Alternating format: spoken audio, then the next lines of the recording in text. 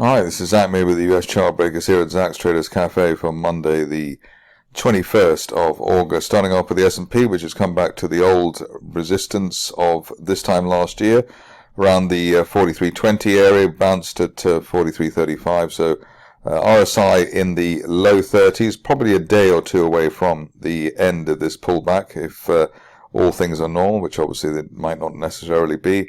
In terms of the upside, while we remain above 43.20, looking for at least a rebound back to the 50-day moving average at 44.60 as a best case scenario, maybe just only to the 43.80-90 area if this is a bear continuation in terms of the price action.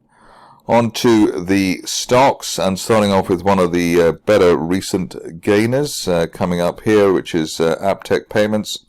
Here we've just approached the second target that we had there towards $4.80. End of day close above that. We're looking for a new leg up to as high as $6.30, which will obviously take out that February peak. But this looks like a fantastic U-shaped reversal, and unfilled gap to the upside last week on Thursday, adding to the bullish feel of that situation. This stage only back below the resistance on the way up, around $3.70, really delaying the upside scenario.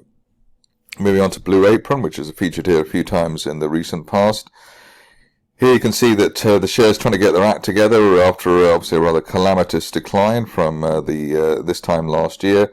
But it looks as though we're in a falling trend channel base. Initial target here up at the 200-day moving average, $9.30. And after that as high as $11.80 by the end of next month. Notional support at the broken resistance of last week, around $7.80 for this situation. So risking $1 at the moment to make another $3 as a best case on Blue Apron.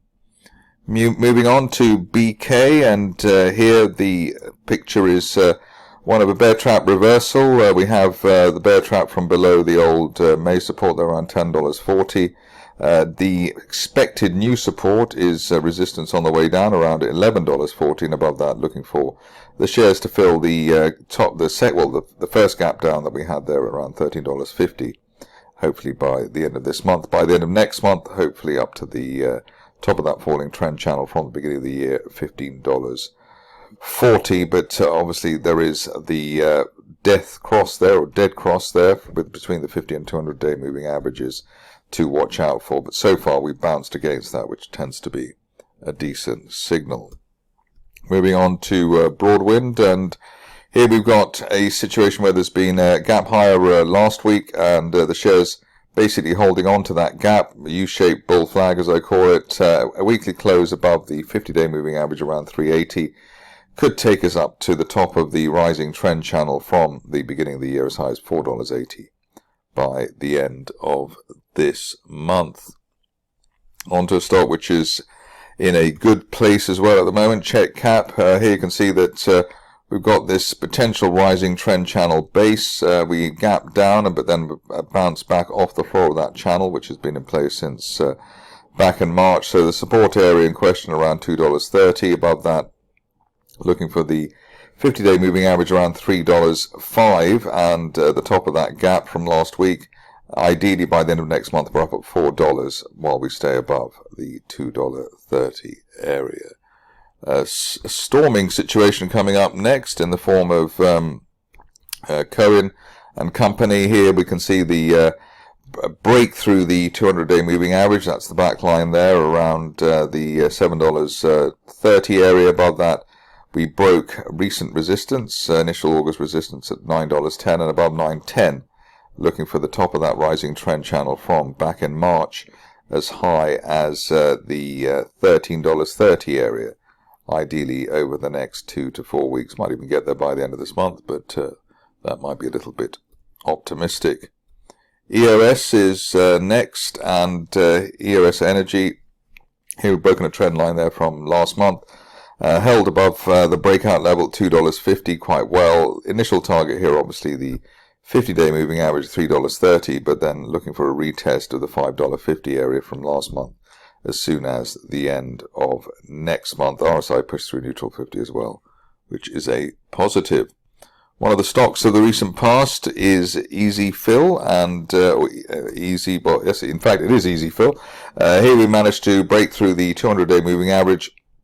First attempt, no need for a test of it as new support, and just missed our initial target there around $4.90. About $4.90, looking for the shares to hit as high as $6 at a resistance line there from the beginning of the year. Hopefully $6 could be seen by the end of next month, while we remain above the Thursday peak around $3.70. Moving along to a stock which is not quite as fluffy as that one, but you never know. Freedom Holding. Here we've closed the gap, so the gap closed buy signal, bear trap rebound from below the 50-day moving average and above recent resistance around $84.20.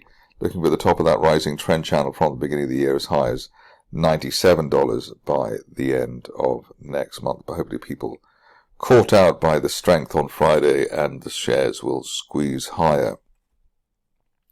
Next one is Hitek, and covered this quite a lot as well in the recent past. To hit our initial target there at $17.70.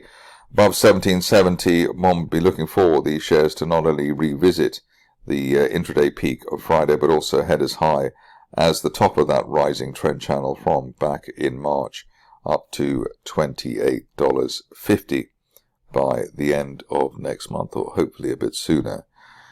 One of the stocks of the year by quite a mile has been Nvidia, and I suppose we're waiting for results here. We've got decent consolidation, a little test of the old late June support area around the $405 area.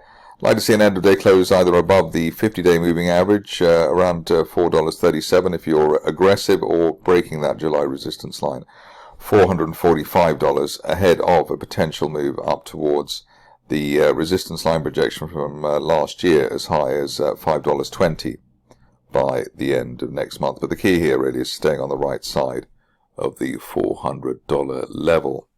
On to the last three, and the next one has been a decent performer over the course of the last 4 to 6 weeks. Hit our initial target there around $5. Above $5 we're looking for fresh leg to the upside, up towards the $7.50 level by the end of this month. Going on to this next stock, which is Stabilis Solutions.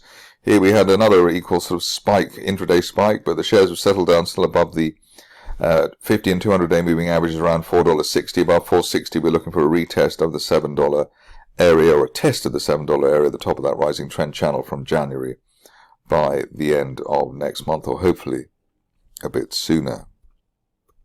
Finishing off with VCI, and here we've got a nice setup. We've got a resistance line there from June.